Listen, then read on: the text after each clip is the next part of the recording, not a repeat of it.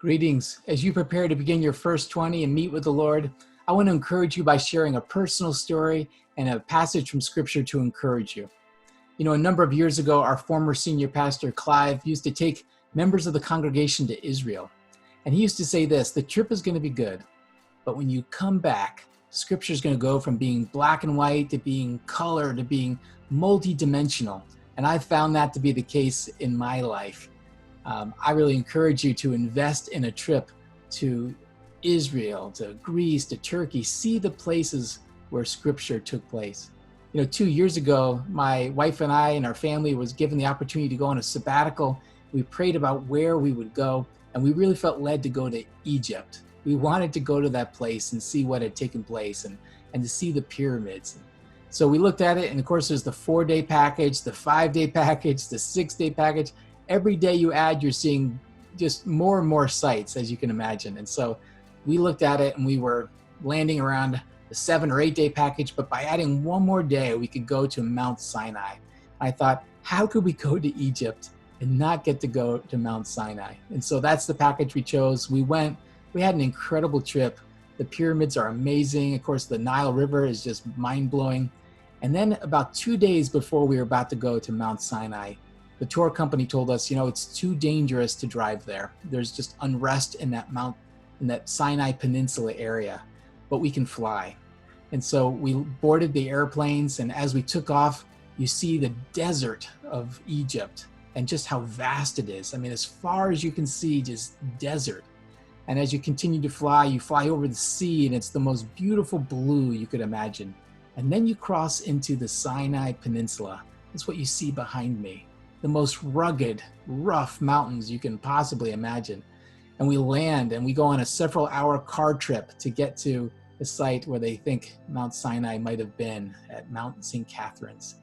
And you hike the mountain in the evening so that you can escape the heat.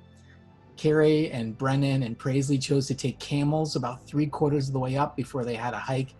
Elias and I walked and hiked the whole thing. It was an incredible experience. And as I was climbing and hiking, these stories of Scripture came back to my mind. Just imagining Moses and the people of God meeting with the Lord here at the mountain. Incredible thought. As I get to the top, I'm just reflecting on the stories of Exodus. Think about this, that Moses, he climbed the mountain and met with the Lord for 40 days. And there the Lord met with them as a friend meets with a friend and shared with them what they were going to be doing, instructions and details, and he gave them the 10 Commandments. As I reflected on this, on the way down, you begin to start to see the valley, and I thought to myself, this might have been where Moses saw that something wasn't right in the camp.